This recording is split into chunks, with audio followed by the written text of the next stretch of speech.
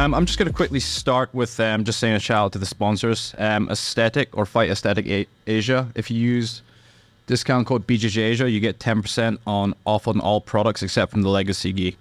Today's technically episode number 8. We have 7 coming out with Coco soon. I have the genius behind CountFilms, Patrick, with us today, and he's been gracious enough to do an interview with us. So yeah, thank you for coming on, Patrick. Dude, thank you for having me. Yeah, no problem. So the first question, I suppose, is what initially got you into BJJ? Yeah, so I'm from Rio, so I'm Carioca. My brother is a grappler, my older brother, John. And when I was a kid, man, he would just beat me up. I mean, just the amount of pops in my arm from arm bars. But I have 2 older brothers. So the other brother is a wrestler. So we just we're grapplers. I'm not good at jiu-jitsu, and I'm not some high level person. I think I've learned more producing, making Craig's Fanatic tutorial and having to chronicle all of the moves. What's a Von Flu choke? What's a Marcelo Teen? What's a high elbow? I've learned from producing more than I've learned from being in jiu-jitsu. I'm a purple belt, and at most gyms, I'd probably wear white so that they didn't beat me up. They took it easy. I mean, especially you guys at a Ret. You're good. I watched you roll. As a producer, that's always what I'm looking at. I'm looking around. I'm like, who here is entertaining and has good sprawls, gets submissions quick, sweeps, all of that. So yeah, it was my brothers. So how did you get into, how did CountFilms start? Yeah, so my mom moved me and my siblings to the U.S. for education purposes. I kind of hate when people were like, we left Brazil for better opportunity, because it paints such a bad picture of Brazil. Brazil's an awesome place, and you can have a good life in Brazil. But a lot of people do want to go outside of the country, so I just have to say that. But my mom worked for Globo. It's Brazil's main broadcasting network. So won championships streaming in Brazil through Globo. Right. So she worked for Globo. So she was in the film industry. And then my uncle is a big photographer for models. He has photos of Giselle in Rio when she was a teenager. So no BS, truly. His name's Sérgio Matos, if you want to look him up. So I'd always kind of been around cameras, and my mom would take us to movies, all of that. So I think throughout the years, I think 12 years old, so when we moved to Austin, and just going back and forth to Brazil, spending 3 months in Brazil and then going back to the US. So I'd be in Rio for summer and all of that. I learned the heritage that our family has with production. So once I got into it, I think I was in my late teens, and I tried so hard to be a director, but I was god awful. It was just terrible. And being in Austin, I can't tell you how many years in a row I submitted movies to Austin Film Festival, to South by Southwest Film Festival. Wow. But no wow. I was always denied. It was nice whenever I would get an email saying that I wasn't accepted, because most of the time it was just silence. They just never replied. But 7 years of just constant denials, organizing actors to shoot Z movies, not even B movies. Through the years, I got better and better and better. And then it was mid-20s. I was I need to stop trying to be a director. I need to just make commercials. So I started what was called the CountFilms. I know it's stupid. And then I did the whole Facebook thing and took the off. But I was shooting commercials, and then, I had my own little successful production business where I would shoot commercials for dealerships, car companies. I don't know, it just went on. And I was into combat sports pretty young because of my brothers, and I didn't go towards jiu-jitsu immediately because of them. So I think 13 to 19, I did American boxing. and I competed. I had 14 fights. And again, I don't brag about jiu-jitsu. I'm not going to brag about boxing. I had 14 fights and lost 7, and like 3 were KO, and I was getting KO'd. So very, very horrible. And I have no problem admitting, like, dude, not good at much. Wanted to be an athlete, but was more of an artist. Right. And before you knew it, I mean, the tale's long, and I don't want to, I know you're on your questions, but there came a moment where, while doing jiu-jitsu, like in my mid-20s, I would look online because the guys I was rolling with were like super high level. It was at Brazilian Fight Factory with Rodrigo Cabral and Cody Steele, Andrew Tackett, William Tackett. I think Andrew was like 12 or 13 when I met him. I think he was like 12. But it was just so high level to see them that when I would go home and like search it, like everybody does, I was like, where's all the good content? Like, it was all like 240p, and it was all like VHS stuff that had been re-uploaded. And I get that, like, you know, ADCC has like a Rolodex of every year's competition, but like the VHS, like transferred to DVD, transferred to SSD, like that doesn't look that good. And I'm not shitting on ADCC. I absolutely love what they do. Everybody does. But I was like, man, I think that I could do this. Like I was like, I think the content that I want to see, which is just of people rolling without the jump cuts, like that annoyed the hell out of me. You know what I mean? Where it's like people get a bunch of clips, and then if you're in jiu-jitsu, it's like this sweep, this, and then this. And for non-practitioners, you see that, and it's like, what are these sweaty guys doing touching each other on the ground? Do you know what I mean? Yeah. Because I would try to show friends that weren't Brazilian. When I tell my Brazilian friends and family, like, you know, tô fazendo jiu-jitsu, like, I'm training, they would be like, oh yeah, cool. Like, they understood, but I feel like Americans didn't. So I would try to show it. Yeah, and I ended up just doing that. The funny thing is, the first video that I shot, I thought about it for 2 years, and I just continued with the CountFilms, like my production company. And I think it was after 2 years, I finally filmed the Tackets rolling, and I made a video, and I showed them it, and they all just laughed. They were like, this is horrible. And I suppose it was because I used like too many VFX. It was just like a lot of visual effects, but like I was making music videos for rappers in Dallas and like San Antonio. So they were like, hey, can you animate like a demon popping out of me and then like an angel hugging me? And I was like, well, that's like very intricate. So I got into like Unreal Engine and then had to learn like code languages to be able to animate well. I'll stop. It was bad in the beginning. And then I studied what people liked the most, which at the time it was Anthony Bourdain's Parts Unknown. Took notes, 3 seconds, jump cut, 5 seconds, he's narrating until 15 seconds, and then boom, it roll intro.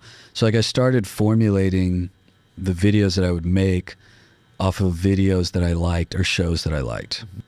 So you've been filming in the US, and like I think I first started like catching your content, watching the rolls at the B Team, which is pretty awesome, and really enjoyed that.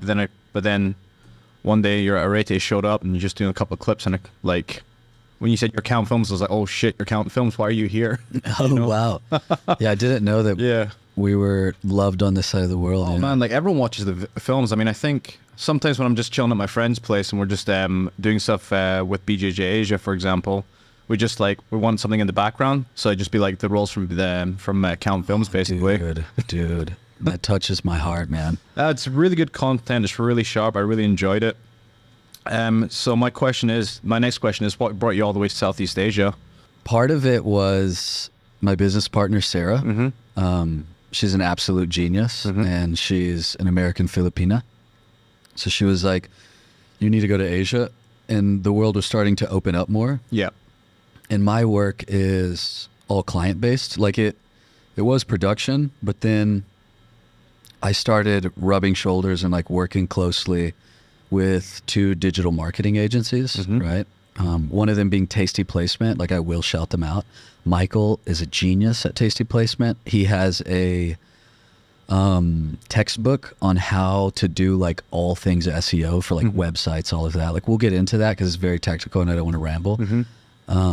But I started leaning more towards the digital marketing side instead of just like pickup producer making a video for somebody. I was trying to optimize my own work where it's like, how can I get the most effort with the most reward with the least amount of effort? Not like on some lazy shit, but making videos for somebody. Like I found that it was tiresome to make like 10 grand in producing, but it was not tiresome to make 10 to 15 in consulting, creating content media strategies for businesses. Do you know what I mean? Like being a digital marketer. So we came over here, but I've always wanted to come to Thailand because when I was a teenager in Brazil, I watched a movie called Ung Bak, Tony Jaa. Oh yeah, dude, it was my great film. It was my introduction to. I mean, I understand that he's doing theatrical Muay Thai, right? But like Bruce Lee's doing theatrical kung fu. Like it's not competition kung fu. You know what I mean? So I've always wanted to come here. And in 2017, I watched the Tiger Muay Thai tryouts. And I was just glued to the screen. I was like, dude, they have striking for Muay Thai. They have wrestling. I think the guy's name's Frank. He's a genius, like the ginger. Yeah. The guy's a genius at wrestling. And their jiu-jitsu is like really high level. So when I watched the Tiger Muay Thai tryouts, I was like, I want to go there and make my own little documentary on those guys. Yeah, so it was just kind of just dreams. And we have in Brazil, we have the biggest like colony of Japanese outside of Japan. Yeah. We have, I think, like 2.3 million. Oh, is it that many? I didn't know what the number was. Yeah. Yeah. So that's why like Maeda comes to Japan in like 1902 and he's teaching. It was like our government's effort to like align. I think we were sending them our rice and coffee in like 1902. So like the Japanese government and the Brazilian government were very closely tied. So I think it's always been like a dream to come to Asia. Yeah. Yeah. So in terms of making content, where have you been so far in Thailand?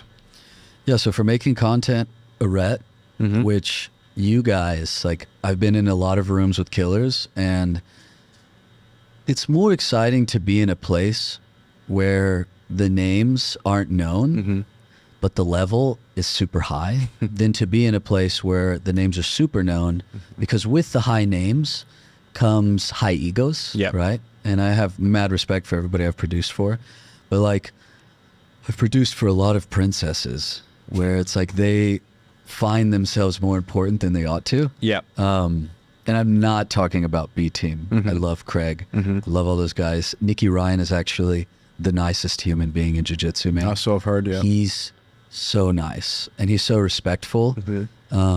Yeah, it's wild. It's actually funny that him and Gordon are brothers because they're literal polar opposites.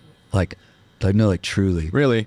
So Arret, I really got turned on to the fact that you guys were hitting such like slick transitions, such slick submissions. The takedown game is insane. You guys train in the gi. Like I know the new US kind of jiu-jitsu conversation is gi versus no gi. And like that's been happening, I swear, forever, but like the internet's made it bigger. Yeah. Because like in Brazil, you had two schools, two martial arts against each other. You had the Luta Livre guys and you had the Jiu-Jitsu Brasileiro guys. So the Luta Livre guys don't roll in a gi. Yeah. They're no gi. But, you know, US, internet, content, now everybody thinks that conversation is like American, but it's been going on for a while. And I imagine that the Japanese were actually having it before Brazilians were having it. Yeah. So I think it's really sick. Sorry, I don't mean to divert, but I think it's really sick that you guys do gi and no gi. With Arete, like judo. Yeah, with Arete originally, it was very much a gi-centric school. I think it was like, what was the ratio like? It was like 90-10, I think, back at the old BAM building. So it started out in a little crappy building with these like green judo mats. Those are the best. Yeah. Those are little shitty rooms. And so we moved to the home place building that we're at now. And dude, it's it's a nice location, right? Yeah. I like dream about doing stuff there. Yeah. Because the production quality, like I know you guys are having a quintet. I would love to have an event there and like film it, have like a DJ, people outside, hire a drone pilot to like FPV around. Like when I saw the building, I was like, dude, this place, I mean, it's truly got this like cool underground feeling. Like I was just in Rio a month ago, and there's a place called Strauss Jiu-Jitsu, right? He's not like super known now, but he's one of the old school guys. Dude, you go to his place and it's like, it's just like y'all's building where it's, you walk through the garage and then there's like metal everywhere and glass. And then you go up and it's literally just this tiny long room. But I was watching the guys roll and I was like, man, the level's so high here. No one knows them. You know what I mean? I know that your question, B team or new wave, and my answer is going to be neither. Not because I don't like fuck with the guys. It's just there's so many high level people that aren't being talked about. Yeah, like I dream to go to Unity, man. When I saw June, what's his name? Is it Junie? Junie, yeah. When I saw Junie hit a Z-lock in person, dude, weird, really weird. Because it was like, is this like an Ashigarami setup? Like, is that what this is? Or Garami? Into this hip? Yeah. You're going to pop this guy's hip. And when the guy felt it, he was like, yeah. But I saw it and I was like, yo, what was that? And he was like, oh, I made it up. It's called the Z-Lock. So, like, the kids are innovating. You know what I mean? That's why it's like, man, I don't even want a purple belt. Yeah. I know that's like lowest. I mean, I'm sitting with a black belt. That's like lowest. Oh, no, brown belt. Oh, I thought you were a black belt. No, not yet. Lowest on the totem pole, man, but yeah. In terms of nogi, though, it's getting more popular in Bangkok. I think a lot more places are actually like hiring like nogi specific coaches now. Like Bangkok Fight Lab has a B team brown belt coaching there as well.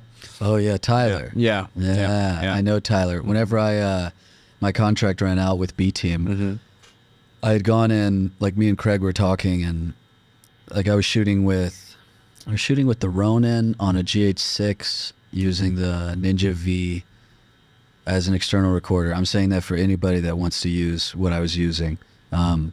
Please make good jiu-jitsu content. So I was using that, and it's like the most affordable way to have like a really, really good setup. And Craig came to me one day and he was like, because I always talk about producing and whatever, he was like, man, is there anything we could do to upgrade? And I was like, yeah, dude. I got my eye on this one camera. We should rent it. Check it out. He was like, okay. So we rented it for right before the UFC fight. I don't remember what it was. It wasn't 270. It was or 260. It was Alex Volkanovski versus Brian Ortega. Oh right. Okay. Where he escaped that crazy, like, what was it, a guillotine front head attack, whatever. Yeah. So we rented that camera from Precision Camera in Austin, and I shot at like a super high frame rate, and with the mic, like it records really high quality audio. So when you slow it down, you hear like do, like if feet are platting, you know, da, da. And then when they slap the mat, like I'm obsessed with all of that. Yeah. Before producing, I was a musician. I'm like, you know, my mom had me in lessons from like youth all the way up. So I play 3 instruments, like love sound engineering. I studied sound engineering in Rio. So for me, like all of that is very important, like to producing. That's why, like, I think like the videos that I'll produce, I really have so much attention to detail and care on every aspect. Like, what's the resolution being shot at?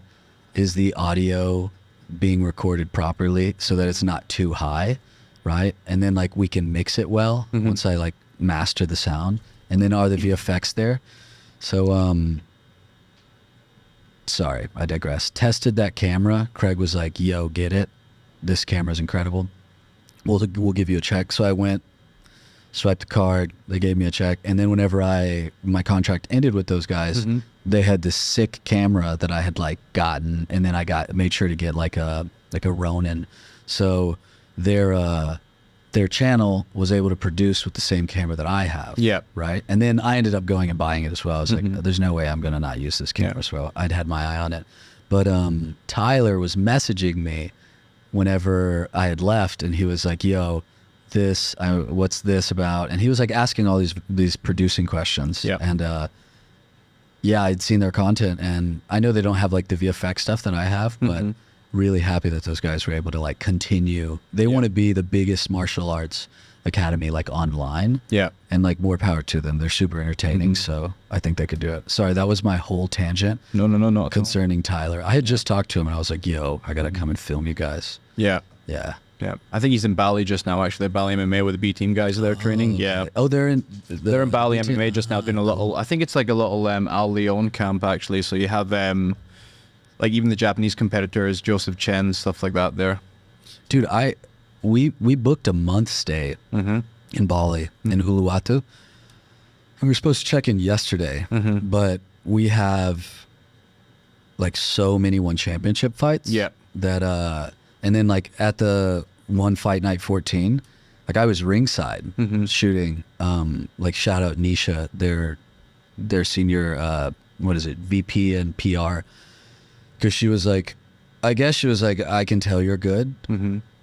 Do you want to get closer? I was like, yes. So like when Stamp hit that armbar against that was awesome. Ham Sohee, dude, I was on my because I'm pulling focus. I was 2 meters away from her. Like it was so close that I had to step back because at the 24 millimeter focal length that I was shooting at, I was like, damn it, I need a wider. It was crazy. So yeah, anyways, not able to go to Bali. It's at like this surf resort and we just can't go. Yeah. Because we have like so many one fights. It's super weird. Yeah, it's crazy. Just once the country basically opened up, it's just like Chatri just decided to just have like so many fight nights. I mean, the thing is though, is Lumpini, it used to be like in the city center, now it's like 15 kilometers out, so it's kind of a pain in the butt to get to, but I mean, every other week you have a fight night there on a Friday night and a Saturday, so it's pretty awesome to be honest. Dude, like chills being there. The only environment I could compare it to is seeing a football game in Maracana Stadium in Rio. Maracana is like that big oval stadium that's open. It's been a stadium for like over 100 years. They just constantly renovate it. But like so many Brazil matches have gone off there. So many historical moments with Pelé, the like famous Brazilian soccer player. And you'll go to those soccer games and there's like 300 sambistas. It's like a big band where one person has like a bass drum. It's the samba music, like carnival, like those moving bands. So like I've gone to various soccer games there throughout my teens and 20s, and the environment there's so electric that I was like, this is the craziest live viewing sports experience I've ever had. No, dude. One Friday fights, dude, I'm telling you, it's like the left side of the stadium and the right side of the stadium. If it's two ties, they pick who they want to go for. So like Rod Tang versus Super Fight or Super Lek. This side had Rod Tang. This side had Super Lek. Anytime an elbow's thrown, anytime a knee's thrown, it was actually like shaking. I felt like my hat was like shaking. No, seriously, it was the most electric. I mean, of all the competitions and live show event, like sporting events I've ever gone to, dude, I've never seen anything, even to the Singapore fight, man. Just being in Singapore, like that was a crazy fight. High production value doesn't compare to the one Lumpini, like ambience of the fans cheering. It's the way it's set up as well, since quite a lot of the tickets can be are given out to like a lot of Thai local people as well. When it comes to the Muay Thai fights, I think the way it's set up is like traditional Muay Thai fights, the first round is just like feeling each other out, and then during the second round, third round, that's when the gambling starts. So like that's when they start, and like so like, and then in terms of like striking rules, it's just, that's why when you see knees getting hit, elbows being hit, like you'll hear them cheering, and they're all trying to get their bets in at the same time as well. Dude, very, very cool. Man, we got to run around with you and learn. Both of you. Yeah. So, but yeah, it's pretty awesome because like, I think one's doing something really unique in that they're actually have like high level kickboxing, Muay Thai, and then the grappling as well, which I think is really important to level it up. And I think it's going to just have this effect where a lot of professional grapplers are going to like come out of Asia as a result as well. Dude, yeah.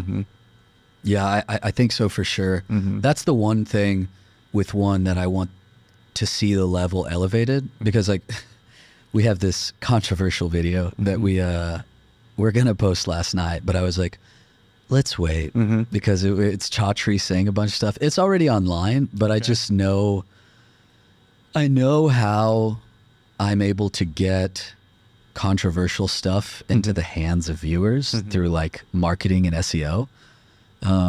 So I just don't want to deal with the backlash yet. But Chaudhry is essentially saying that one has the best striking in the world and the UFC is very mediocre. And if for striking, like there's a case for that. And we posted like a little thing of it. We thought that people were going to say like, oh my God, no, the UFC, dude, the opposite. Like we had like 9 comments within the first 30 minutes and people were like, yeah, this is absolutely true. The level's way higher there. And it's true. But the thing that I want to see in one is that in the UFC, and Chaudhry said this, it was like, you know, you have D1 wrestlers that took to jiu-jitsu and then, you know, they have mediocre striking. Yeah, right?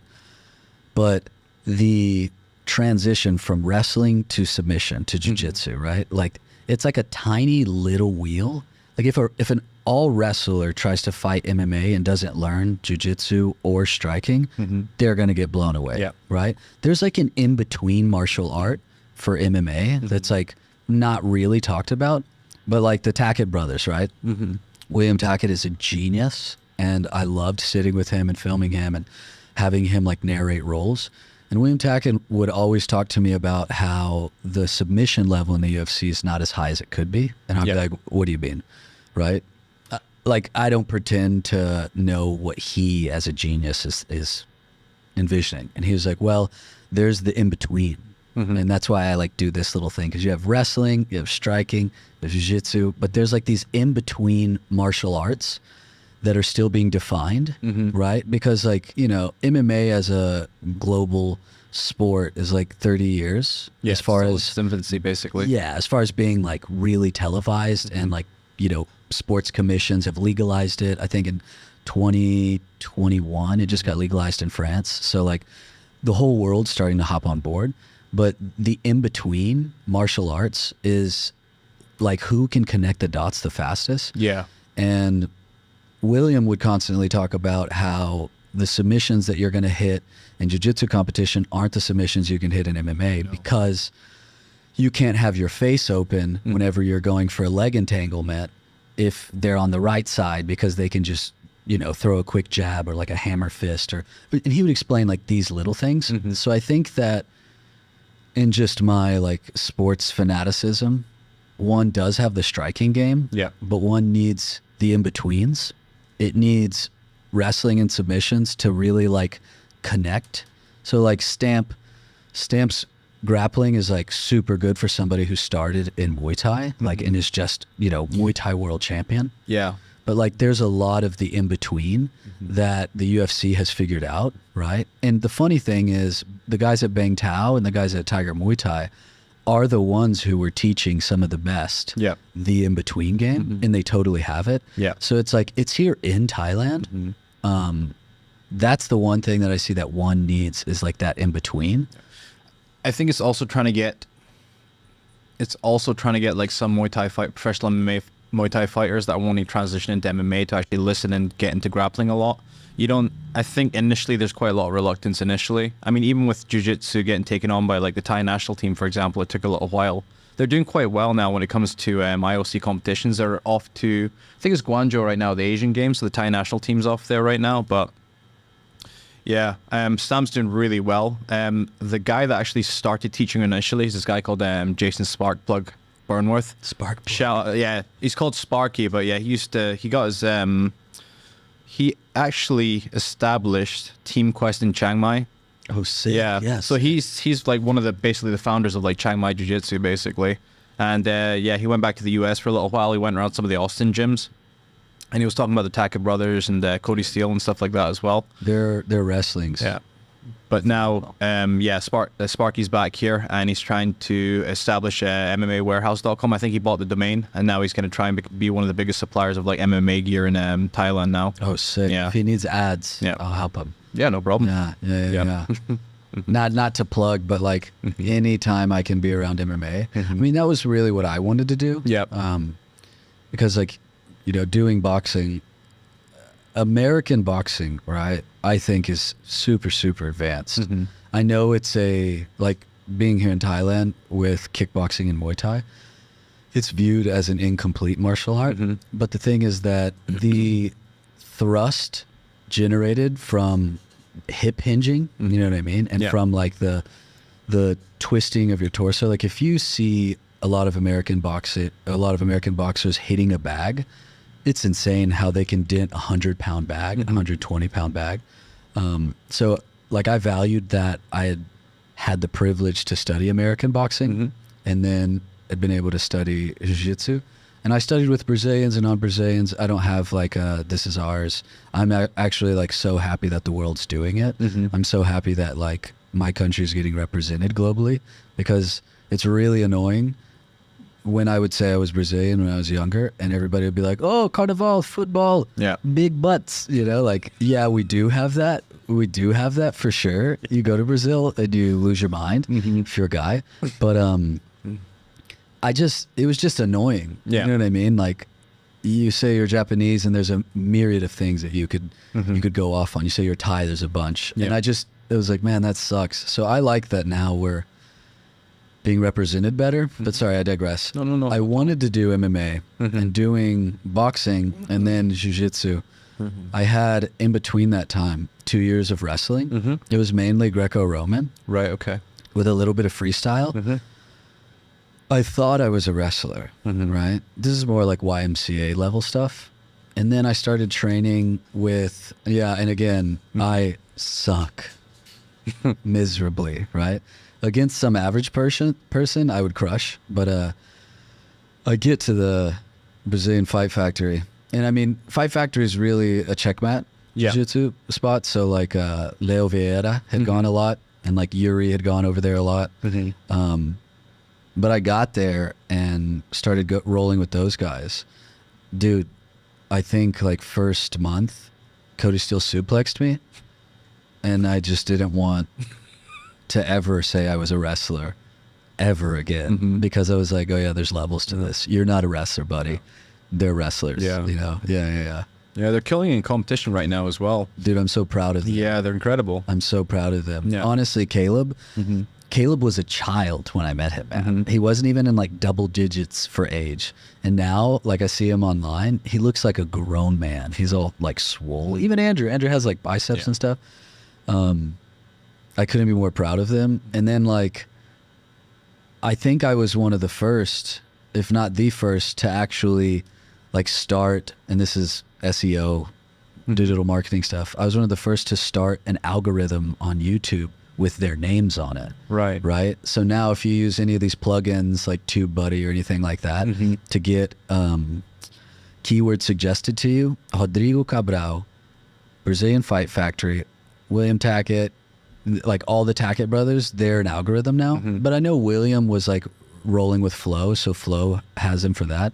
But I'm super proud that like some of the oldest stuff on them on YouTube that's like decent quality is me, because I think they're gonna have the best career. I don't know. Yeah, I'm just like, I feel like a brother to those guys.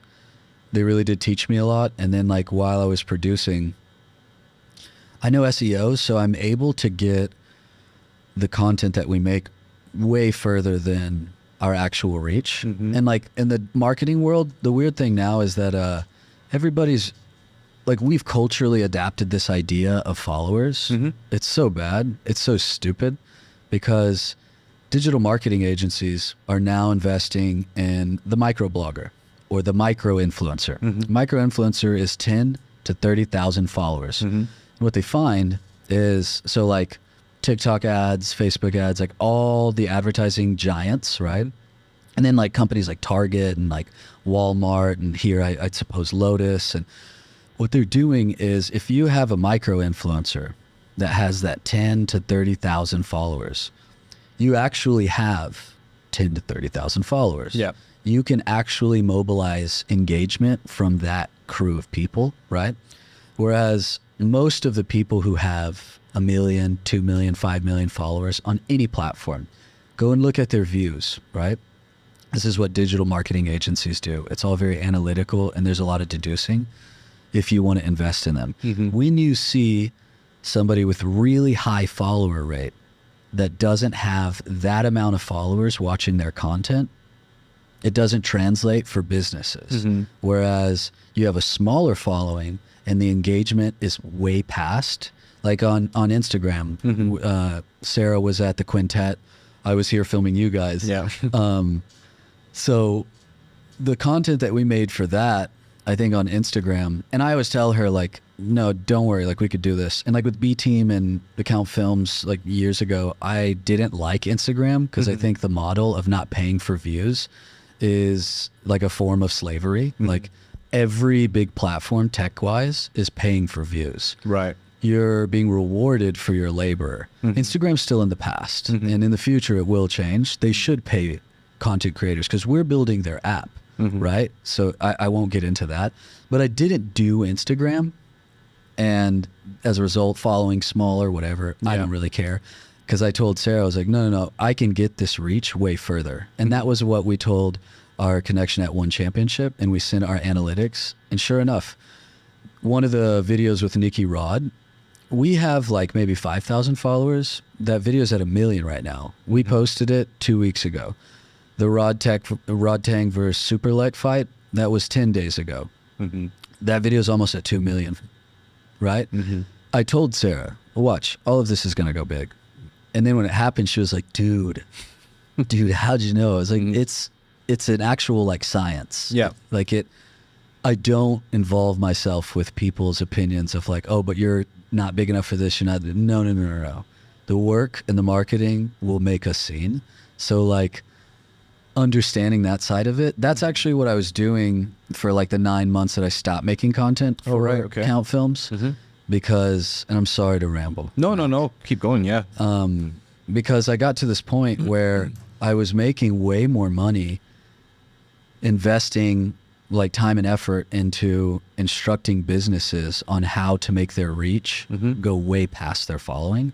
Because most people don't want to follow something new. We've been indoctrinated in this thing where it's like, don't have a high follower amount. Like you don't follow a lot of people, right? But you need a lot of followers. Yeah. Those are all what's called in the tech industry hooked models. And hooked models are exactly what the name suggests. There's this guy Near that wrote an incredible book called Hooked. I think every like user should read it. User being that on the internet, there's admins and there's users. Users are obsessed with their phones. They look at their phones all the time.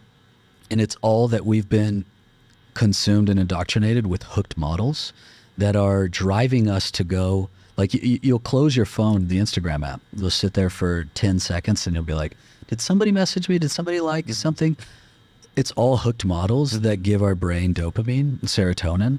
And we've become addicted to that in the same way that like drugs and sex and vices give us that like dopamine and serotonin. But it's all for shitty apps that don't pay us. Yeah. If you're going to hook me, pay me. That's my mentality. And that's a lot of people in the tech industry. Like I don't have a platform of my own. I don't have a digital presence of my own. I don't want to be hooked, right?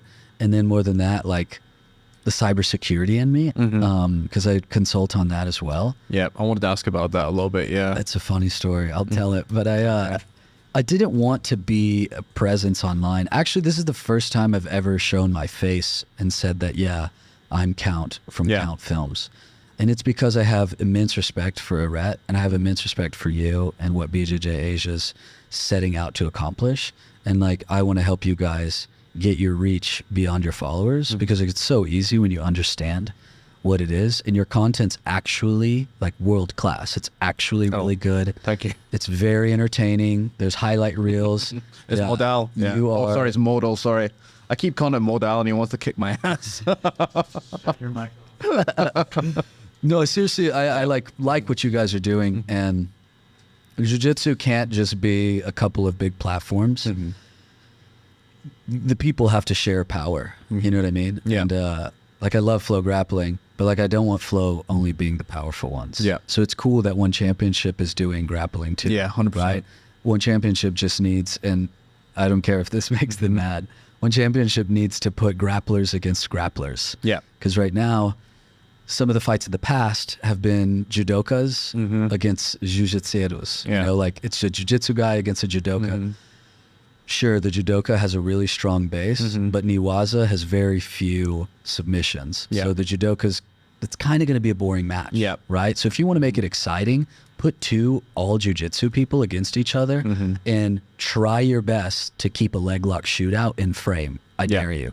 It's impossible. Do you know what I mean? Yeah. They start rolling and stuff starts happening. Like, I want to see jiu-jitsu at the top. And One Championship, I think, is the only one who's a global promotion that's, dude, they're putting it on their main card. Yeah. You know how, like, exciting that is for me? Not only as, like, a producer in this space, but honestly, like, as a Brazilian, like, I'm immensely proud. Like, jiu-jitsu is not just Brazilians. It belongs to the world now. Yeah.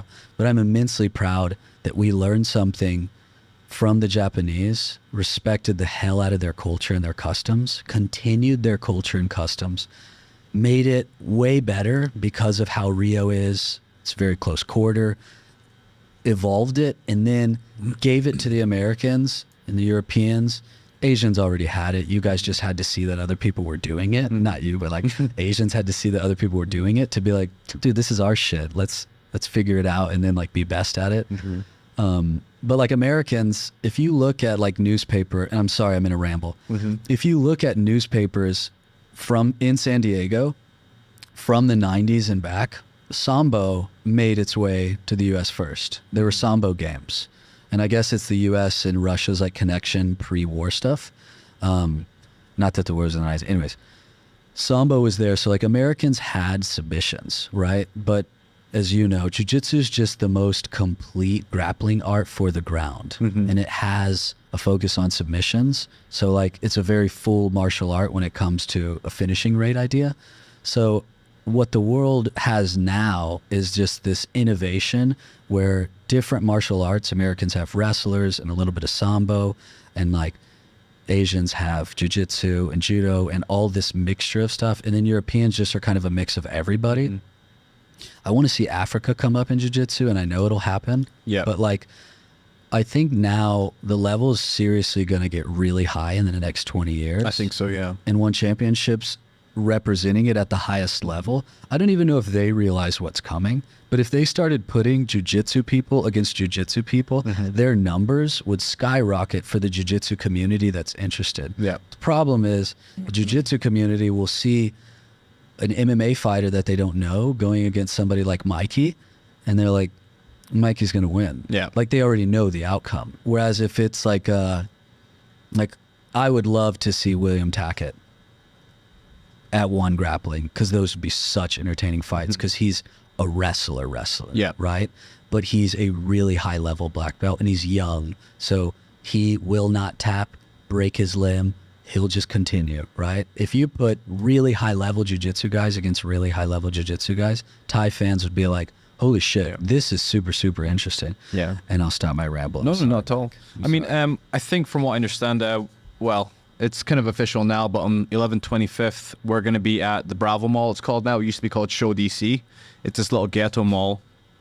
Yeah, it is the best. Honestly, it is actually the best atmosphere, just because like it's just really intimate. People walking by. But basically, the mall was supposed to be this place where you're going to have all these duty-free shops in. So the Chinese tourists would just come in floods, and then you just buy. But then it never happened in the end, so it became this kind of like this ghost mall. But they let us use the space, and we just did a few competitions, and they just got the numbers just went higher and higher and higher. But now we have One as a strategic partner, so they're going to rent us out. Well, they're not going to rent us out. They're going to give us a ring, and then all the high-level black belts are going to compete under the One rule set. But we'll also have like beginners and intermediate levels grapplers, and we'll change the weight classes a little bit as well. Oh, dude, I have chills. When is this happening again? 25th of November. It's going to be one whole day. Gi and no-gi jiu-jitsu. Yeah. So if you want to come and film, you're more than welcome to do so. I have to get highlight reels. I mean, with One, we don't film the whole match. We film the whole match, but we're not uploading a whole match. Yeah. We're only uploading highlight reels and like making the best of the highlight reels. Yeah. So it would be incredible to do that for you guys, to be there. Yep. I just want to be in the mix. Like, so much is happening in Asia. Yeah. You think a lot's happening in the U.S., but like I was in the U.S. and I was in the scene, and I got here and I was like, whoa, people just don't know. Yeah. people literally don't know because there's not a lot of cameras on it, but like I'm excited to make people know. Yeah. You know what I mean? Southeast Asia is becoming really popular in terms of jiu-jitsu. I mean, the Philippines is huge now, and because of the IOC, they're giving funding to national athletes. So Newaza is a big part of the tournaments now for the Asian Games and stuff. So you have Malaysian national teams, you've got Cambodian national team now. Laos has got like a tiny little team right now, but they're getting there. Yeah. So now they're just competing all around Asia now. Dude. So it is growing now. I'm so excited. Yeah, it's gonna be awesome. Yeah, I'm so excited. I mean, the level here, yeah, I think for sure in the next couple of years, like It's just gonna keep growing. it's just, yeah, everybody's gonna be talking about here. We were just traveling and like came here thinking, you know, we're just visiting. And then I like saw what was here. It was like, oh, Yeah. no one's talking about this. Not no one, but Yeah. like you look on keyword scores and it's mainly like Brazil and the US. And now it's starting to be Europe for like jiu-jitsu. Yeah. There's a lot happening here. Yeah. You know? Yeah. Yeah, you're here at the right time for sure. Yeah, it's super exciting. I imagine that will stay for like years and years. I mean, yeah. Yeah. My idea with all of this, sorry, That's all right. too much coffee. My idea with all of this, Mac, was that I want to make a Netflix documentary. Now, I can't talk about the specifics of the Netflix documentary because somebody will go do it. Yeah. Right? But when I upgraded all of my gear to Netflix quality, everything, most of the stuff you see on the channel is shot with that Netflix quality camera in Netflix standard. So like if you watch it on a big TV, as you had said, like you see it totally fits in a big TV and the quality is like a movie. So I have this idea of a documentary I want to make, and we're actually gonna pitch it to Netflix. I think in December, because we're going back to the US to do like a little thing there and then coming back. But I have this idea and I really want to see it happen. And it's jiu-jitsu and it's competition and it's a competition, and it would be me hiring all of my connections in film for Brazil and the US. Like literally for the one championship fights, I have a cameraman, Shoutout LB. He was one of the cameramen on Anthony Bourdain's Parts Unknown. Right. The most humble guy you have ever met in your life. What a pro. I learned so much from him just talking to him. And then he would talk to me like I knew a lot.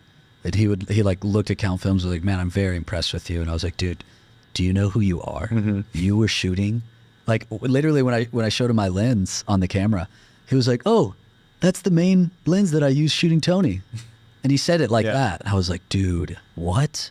So the one championship fights, we're not going to fly to the US to film them. We're just contracting him and he's going to be there. Right. Dude, man. So anyways, I have this big documentary that I want to make, and I think we will. I want to try to do it 2024 before somebody else does it, because there is no representation on Netflix, on Prime, on Disney Plus, on Hulu, on any of the streaming platforms for grappling. There's none. Netflix just released this stupid documentary called Wrestlers. What the fuck? It's like, what the fuck, right? Like, oh, do you know Owen Livesley? Yeah. I was talking to him online and was like, dude, this documentary fucking sucks. He's like, man, how is there nothing on freestyle wrestling? It's the most... If you watch like the United World Wrestling or like honestly Grapple Club, like Josh at Grapple Club, dude, that guy has inspired the hell out of me. I don't try to act cool and pretend like I'm the main guy that came up with everything. I've learned a lot watching people and like adapted it to what I do. And like Josh, holy shit. And he shoots for United World Wrestling. I think he shoots for Polaris. I'm pretty sure because I recognize his work, and he shoots for Grapple Club. And his representation, like you go to United World Wrestling's Instagram, dude, it's the most entertaining thing ever. How is there nothing on this sport? You know what I mean? Or even jiu-jitsu. So I'm going to make it. Just like I saw content. That's the goal, then. I saw content and was like, this isn't online. And after 2 years, I was like, if you don't do this, somebody else will. I mean, that's how the B Team thing happened. Hector from Leg Locker, the like clothing brand. He messaged me because I had 500 subscribers, but a bunch of my videos were 80,000 to 100,000 views, you know? So for the Austin scene, and like I went to Austin high school. Like I'd been in Austin before Flo moved there, before Joe Rogan moved there. My mom said it reminded her of Rio de Janeiro, so she was like, we're moving here. It's like being close to the water, but having city. It's very similar, except you won't get robbed. So I was able to get our videos past our reach because of like SEO and marketing, digital marketing and stuff. So Hector was like, hey, the Danaher Death Squad guys are moving to Austin and they want a video guy, and like you're the guy. And I was already like, I think 6 months, 9 months into like the YouTube part of it. And I think I maybe had like 60 videos up of just like rolls. And I was making it like I was mixing the rap music video VFX stuff to make it engaging. Because if you just watch a roll where it's just nonstop someone rolling, you have to really be a jiu-jitsu guy or girl to be interested, right? I wanted to make it interesting to people that didn't do jiu-jitsu. You know what I mean? So I used VFX. I used the Bourdain style framing of shots and all of that, and started producing content. It got past me. Hector was like, hey, they want to talk to you, yada, yada. 10th Planet was having shout out to 10th Planet Jiu-Jitsu. They were having a seminar with Craig, right? Hector was like, meet Craig there. So I show up, I was like, yeah, man, I'm not tooting my horn, but like, I'm the best. I don't, I'm not bullshitting. I'm not an arrogant person. I don't find myself more important than I am. But like, I'm not a liar too. I am the best. I was like, you work with me, you're working with the best. And he just smiled. And he was like, all right, man.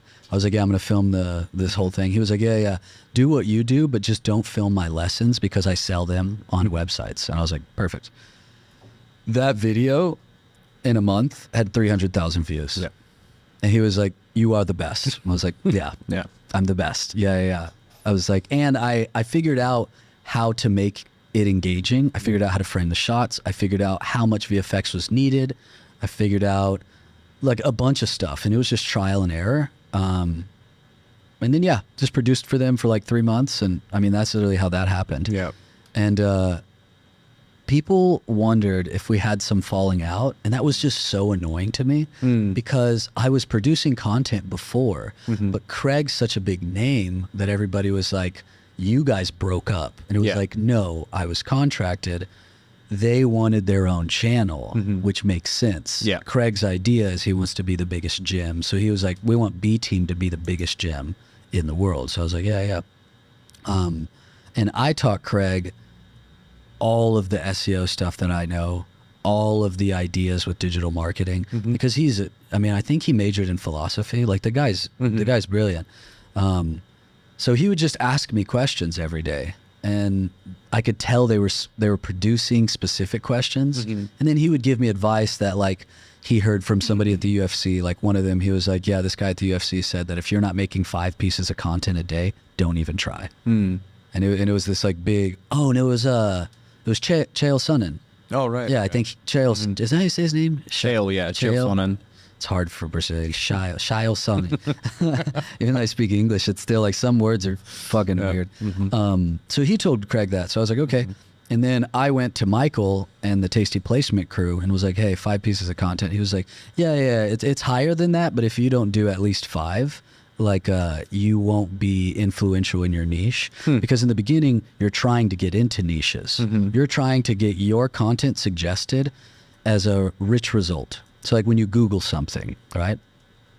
And there's ads, and then there's 3 things, and then there's these little bars that if you click on the side, it opens. You don't have to go into a website, but it gives you the info you want. Everybody uses it. You know what I'm talking about. Yeah.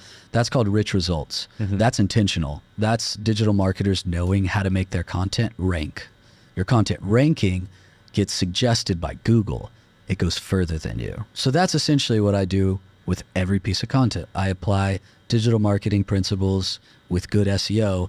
I know that this is like another language. Yeah.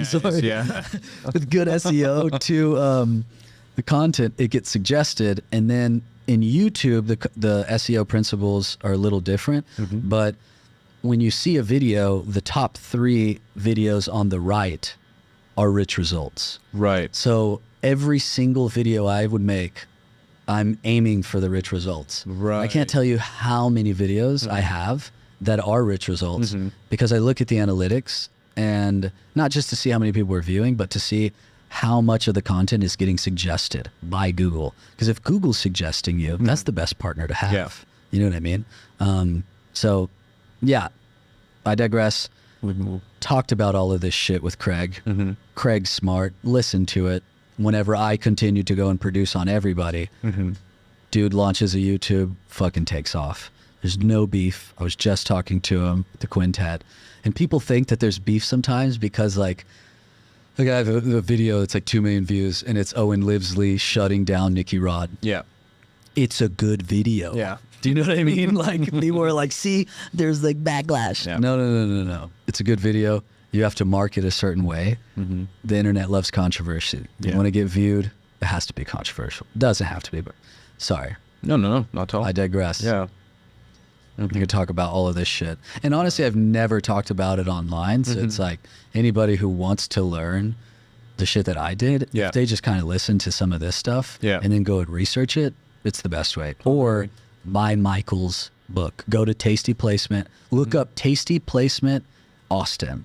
Go to that website, find his name, Michael, and then search the book that he has. It's the most technical, dry, John Danaher style language of all time in producing that content, but whoa, it will get you suggested if you follow it. So I want everybody to get suggested. You know what I mean? There's no like, these are my secrets. My secrets are how I expose my camera because I do it manually and I pull focus manually. Oh. So like nothing's auto. Amateurs use auto. No way. Yeah, I wanted to kind of get into, you had a little stint in cybersecurity. Can we talk about that? Yeah. So I'm living on West 30th Street in this like tiny apartment. It kind of looks like LA, honestly. It's like a long apartment, 2 levels from the 70s, pool in the middle, courtyard. Looks just like something in California. And I meet these cybersecurity guys. They were actually hackers. I meet 2 hackers. Right. But they're studying cybersecurity, but like they're hackers. And I start picking their brain like, hey man, I'm a digital marketer, producer, blah, blah, blah. What do I need to do for this and that? And they just really scared me. And I happened to smoke with them. So like, I think I got scared too because of that. Because like, you know, was stoned and then they were talking about all this stuff. And I was like, damn, I'm not safe. You know, I'm not safe online. But then I was like, nah, whatever. I kind of forgot it, didn't think much of it. I think it was like 2 days later. I'm walking by the courtyard and one of them's like, yo, Pat, come over here. I'm like, all right. And I come over and he has his phone. He's like, yo, you recognize this picture? Dude, it's a picture on my iCloud from my phone. Yeah.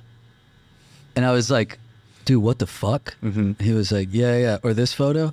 Show me the next one. I was like, what? He was like, or this one. I was like, dude, I get it. He was like, yeah, you're not safe online. It took us all but a couple hours to hack you. Jesus. I was like, fuck, what? So then I was just glued to those guys for like years. There's some good friends of mine. I still contact them if like I need cybersecurity questions. But they essentially just taught me a lot of shit. And then we're like, go to Code Academy, learn a code-based language. That helped me to produce better because I can study content better. So like if you're in Google, you right click on a part of Google, like a video that isn't something that's clickable, you scroll all the way down to view page source, it will open another window and it has the whole page as code. I learned how to read that to understand what was there. You click, maybe on a Mac, you click Command F, a little box will pop up, you put keywords. You click the arrow down, it will show you the keywords that the video's using. You study their title, their description, their thumbnail, their keywords, and you see why they're getting suggested. It's usually pretty intentional. So I did that for thousands of videos, man. But after years of like kicking it with these guys, doing whatever they told me, studying, I even paid one of them at one point to like really, really teach me. I started consulting with the digital marketing stuff on cybersecurity. because I understood shit. Not because I learned cybersecurity, but because I learned hacking. And the second I knew hacking, I was like, I don't want my face online. I do not want my face online. Whoa, being anonymous is exciting. Now I don't really care. And there's like a part of it where for the next level of producing, especially like being around the one crew and like we're around their PR team and everything, and like they're letting me go ringside with my camera, like you have to show your face. So like I'm okay with that. But yeah, I just hid for a while and then like didn't say my name, and like Count is my nickname. It just like dates to my family's 16th century culture in Brazil. We literally like founded a city in Bahia. Yeah. Sorry. Yeah. So I'm rambling. I forgot what I was originally saying, but I think on Count Films, not showing my face actually was powerful because it made it about the people that I was showing, like showcasing. And I think I had more respect for that than being my own like influencer. Like, hey guys, here I am. I thought that that would really take away from the purity of like you as a grappler rolling on the channel. I want people to come to see you. Like my idea was that one day I get into every promotion and then I film every single high level MMA jiu-jitsu guy rolling in their gyms, and I organize the content the way that I produce it. And then 5-10 years from now, you could search any athlete and see them rolling on our channel. I've kind of done that with like certain amounts of people, but getting into one, that's my idea now, is that like I want to show every single high level person rolling. It's kind of been my mission. So I'm getting pretty close now. Yeah. We could get into the UFC, but that would involve us flying back. Because like our website has 12,000 monthly visitors. Oh, wow. And that's again just on like suggesting content, and like I built the website. I do build websites for companies. So like could get in the UFC, but what's happening at one is so much more exciting that like don't really want to get into the UFC yet. UFC submissions are better. But yeah, one has like this, I can't even explain it, this super, super exciting. There's a rawness to it for sure. Yeah. It's raw, but it's so well produced. And Chaudhry's such a like shrewd businessman that everything just fucking works perfectly. Yeah. Sorry to ramble. No, back. no, I'll tell him. Wow. And it's not jiu-jitsu related. It's all just content. And Well, I mean, this is what we're trying to do, is make content for jiu-jitsu as well. With bjjlifestyle as well, with the podcast, I just started doing it because I like talking to people, basically. I didn't really have any other idea apart from that. Because we've been doing it for years, making some rash guards, shorts here and there, but I wanted to make it a little bit more serious. So that's when I just thought, okay, let's start having conversations. With one coming in and out of Thailand as well, it just gives you a great opportunity to meet people and ask if you want to have a conversation. Yeah. I mean, last episode was Coco from, well, he's Japanese-Australian, but I mean, he's an AOJ black belt, right? yeah. And then on top of that, you've got this guy called Diz, who's a former teammate from Nepal. He came all the way in from Kathmandu, so his fighter can Yeah. So you're just become one getting UFC people fighter. from around. So it seems like a really good opportunity to like have conversations with these people, give them a platform. So I honestly want you to never stop. No, seriously. I mean it. Like, never stop. Because it's actually good. I wouldn't bullshit you. If it wasn't good, I just wouldn't say anything. I actually wouldn't be here if it wasn't good. I just started watching your stuff, and before you knew it, it was like 3:30 in the morning. Yeah. And I had watched a bunch of them. And I was like, the flow of his questions is really good. It's very like old school 60 Minutes, where you have a question, your interviewee can ramble, and then you bring it back to the question. Like, you are guiding the train, and you're producing content around the shit people say, you know, like balls deep and fucking, you know what I mean? Yeah. So you can have these little like highlight reel moments, but I think what you're doing is super important. Yeah. And I think that as it continues to grow, because it will grow, I think that you having influence could be very, very, very pivotal and important for the jiu-jitsu community, because you kind of stand out of the way to represent the larger thing. And the annoying thing as a producer is trying to see MMA or jiu-jitsu content, and it's so centered around the person as like an influencer that it doesn't really make you see the whole thing. Whereas when I watched your interviews, I felt like I was seeing the life and story, jiu-jitsu journey, martial arts journey, whatever, of the person you were interviewing, as opposed to just your story in life. And when you do that, what ends up happening is that your audience wants to know more about you. Yeah. Like, I can't tell you how many comments I'd gotten where it's like, who's Count? The Count's back. The Count's actually just Craig. Yeah. This is actually CountFilms. Like, there were so many, it's Australian, they always use that word. There's so many, like, there's so many interests in who I was because I wasn't interested in showing who I was. So I think that your ability to interview people and to engage people with their actual story, and the fact that you have good questions, you're articulate and eloquent, you know what I mean? I think that as you continue to grow, it'll be really, really important. Thank you. Yeah. Sorry to fangirl. No. But I do feel like a fan. Once I watched the show, I was like, yo, this is fucking hilarious. I don't know who the guy was that was like, I fall asleep to Danaher, but dude. Oh yeah, that guy. I was cracking up, man.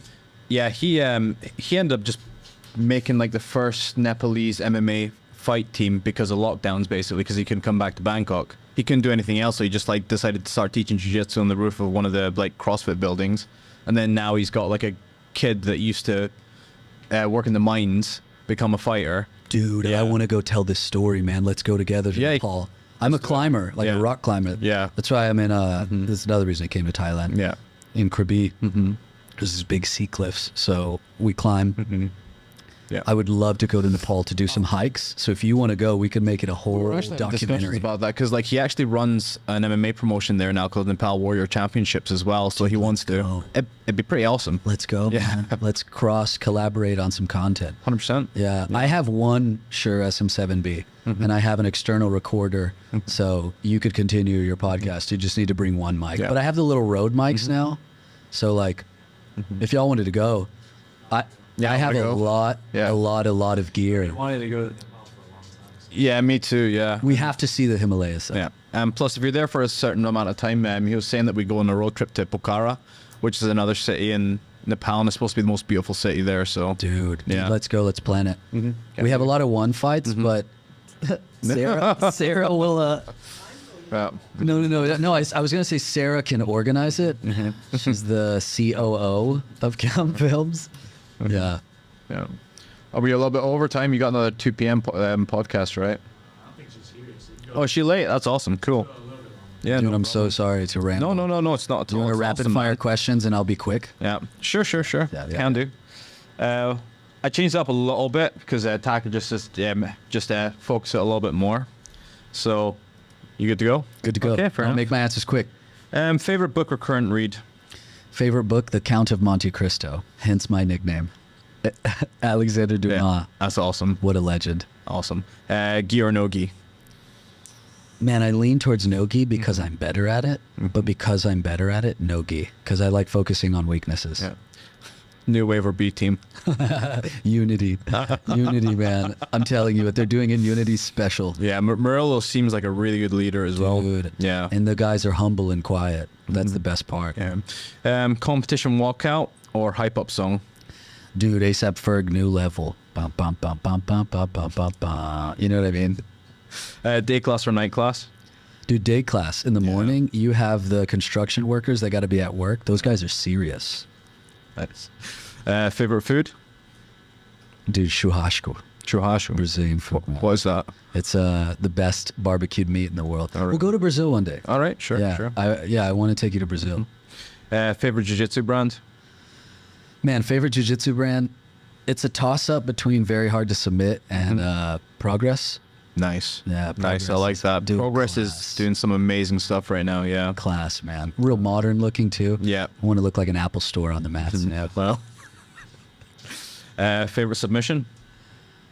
Dude, favorite submission would probably be either the knee bar or the wrist lock. Honestly, the wrist lock, because if you tap to a wrist lock, that's fucking humiliating. Yeah, it's really humiliating. It's humiliating. Yeah. You know what I mean? Yeah, and the Carpe Diem coach here from Malaysia, he specializes in wrist locks. So yeah, It's so Cody Steele hit a wrist lock in competition once, jumps guard, hits it. It was like the match started, and within 4 seconds, yeah, that was awesome. Yeah, he'd gotten it. Yeah. I saw that. I was like, God, that's humiliating, man.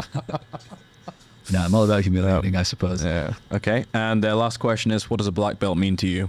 Dude, I am not a black belt yet, but I've been around some of the best black belts in the world.